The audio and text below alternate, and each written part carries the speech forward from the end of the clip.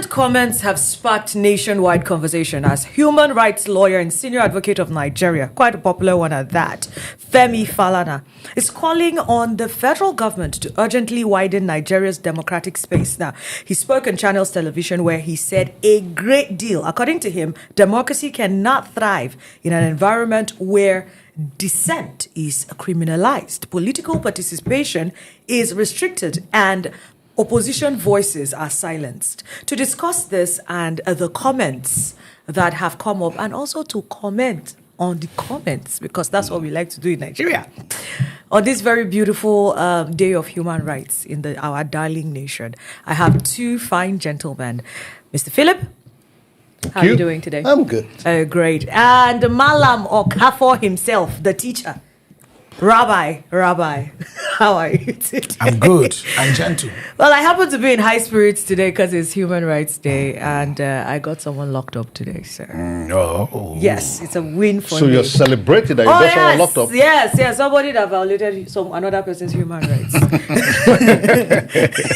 When he gets to Kuje, we'll find out whether he has human rights or he doesn't. Let's get into the matter. So now, Falana argues that shrinking the civic space can trigger instability, right?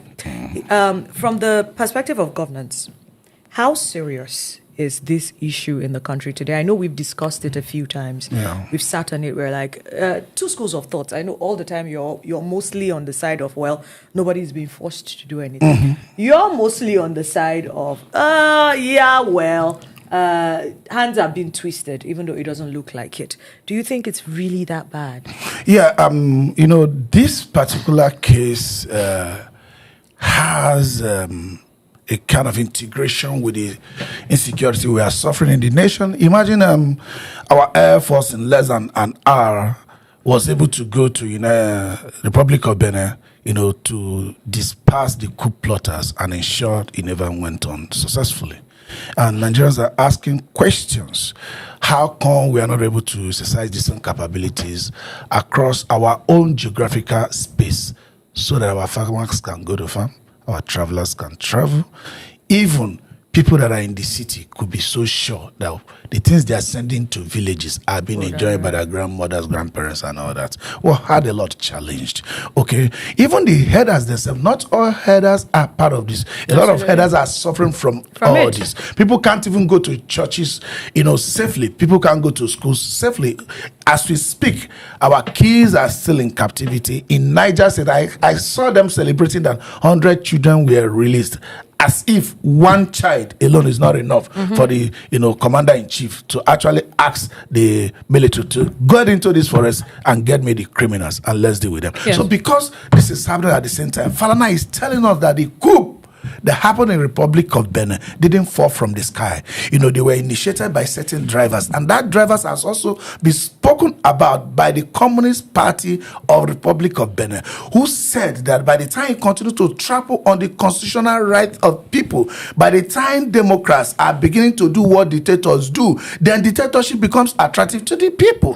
That you are not going to be able. No, let's see the way Falana related it to Nigeria cumulatively. Yeah. He said Nigeria clearly has its job cut out. If you want to stop coup, you must follow political popularism in Nigeria.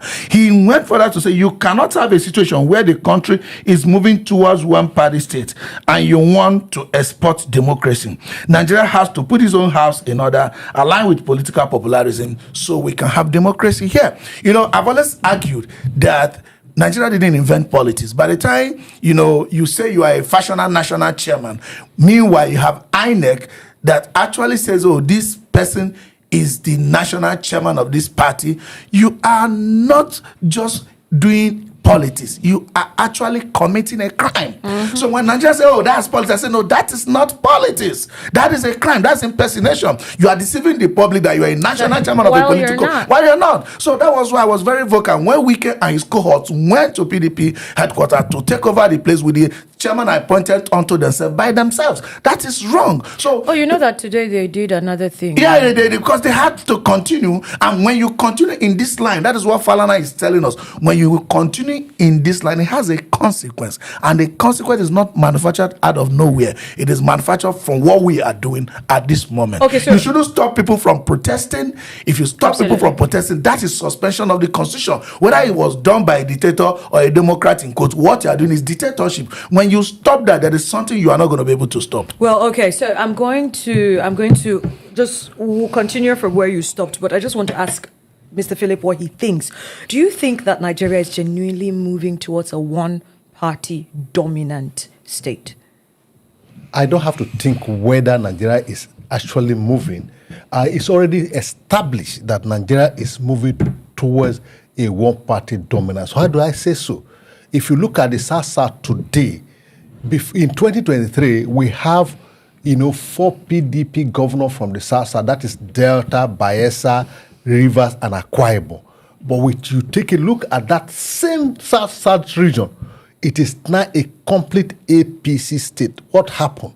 The governors have defected to APC for no just cause. And it cut across the nation. In the National Assembly, when the National Assembly was first constituted, the ruling party find it difficult to form a majority leader. But today, if you go to the National Assembly, both the Senate and the House of Reps, it's entirely APC state. What happened? What has happened? Is it that the APC government has performed so credibly that people now see that there's no point being in their party, so that they join the party that is performing? That's not the issue. Today, hunger is ravaging the land. Poverty has taken a new dimension. Price of food is skyrocketing. People can no longer travel in the highway. The highways are not safe. Today, you hear of one kidnapping or the other. A few weeks ago, a lawyer who just graduated and being called to Nigeria by a young lady who was going back to Edo State was kidnapped, and he was in captive for several weeks until ransom of 20 million was paid.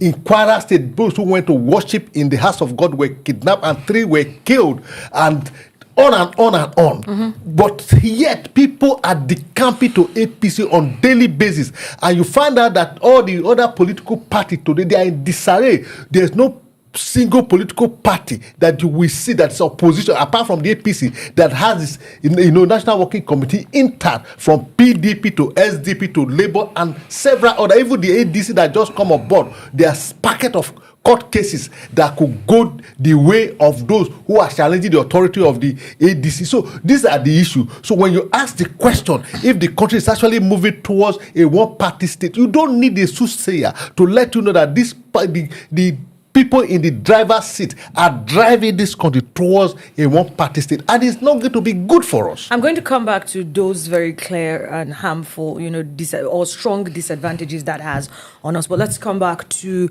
you, Malam Okafor. Yeah. Now, do you agree that we're heading towards a one-party state? What does that say about, and if you do, what does that say about democracy in Africa? Especially given that in West Africa, we are seeing more and more countries tilt towards coups and military regimes. What is Nigeria's role, and how does this one-party system affect it, if you agree? No, certainly we are driving towards that one-party system, not in theory, but in practice.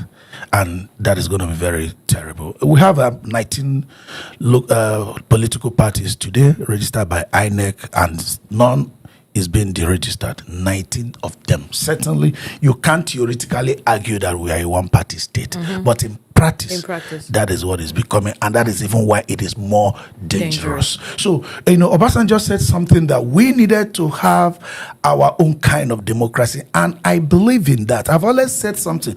What appears to be a good law, when you bring it to Nigeria, it becomes a law not sufficient. I've always given one example with one analogy. If you're driving in a two-way traffic road, some traffic going this other way and the other one coming, from the other side, you can demarcate the lane with a white solid line. For those who understand and those who are willing to obey the law, that white solid line is enough for everybody to know that you can't go this other way and drive. But that kind of law is not sufficient in Nigeria. You have have to look at the people you are making the law for. What is sufficient in Nigeria is to demarcate that traffic with a concrete barrier, what we call median, concrete median, so that even though I had wanted to go to the other lane, they that concrete median, that's the kind of law Nigeria needs, and that's the kind of democracy we need. So now, when you give exception, room for exception, they convert the exception to the rule. So when you see that this is the way people are, and you really want to be sincere with the building of democracy, we have to domesticate our democracy to our kind of persons. Now, coming back as to the responsibility, yes, I've always agreed it is a shared responsibility, the people and those governing them. But one thing we don't know is that the people's power are limited at some point, and at some point unlimited. And the only way it remains unlimited when we are ready for chaos. Somebody could say, oh, it's the people's problem. Yes, what could people do today? What the people can do today is uprising. And that's not the solution.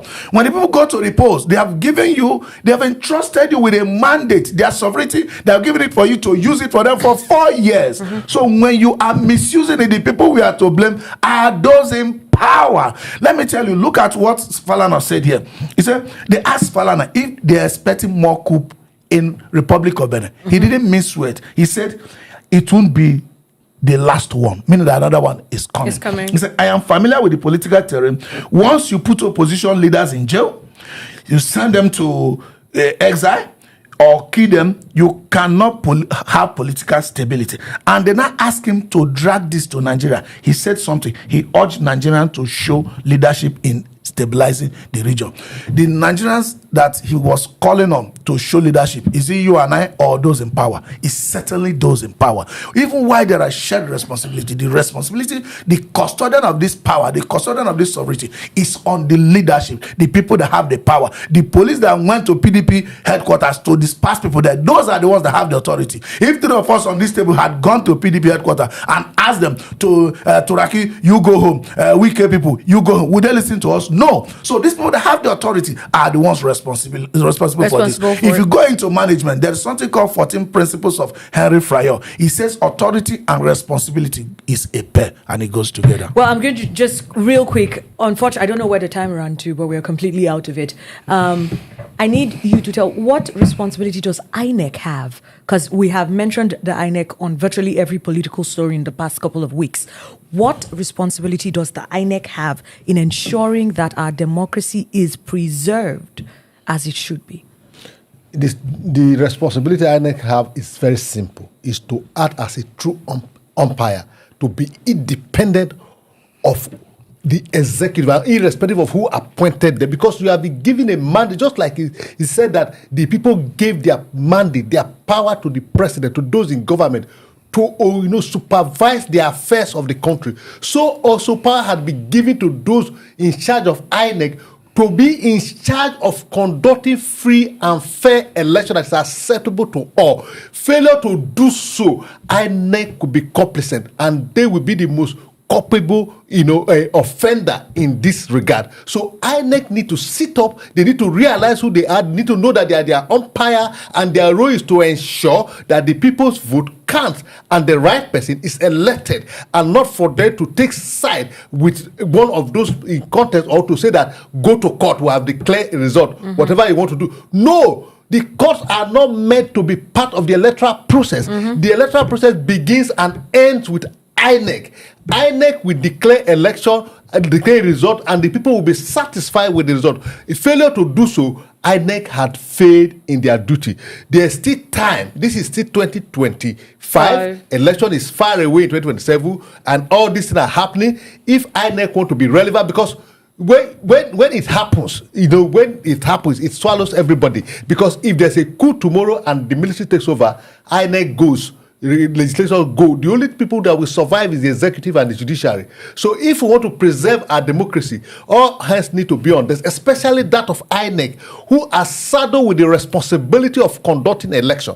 Because when elections are not well conducted and not properly conducted, and there crisis, that is where problem begins with. So INEC has a major role to play to sustain our democracy. Well, the conversation doesn't end here, unfortunately. The real test lies in how the government responds, how our institutions respond, and how the citizens react. You also have a role to play in protecting the democracy in this country. I beg you, you really do not want, and I'm saying this to Nigerians, you're not ready for a military regime. You're not. You don't want it.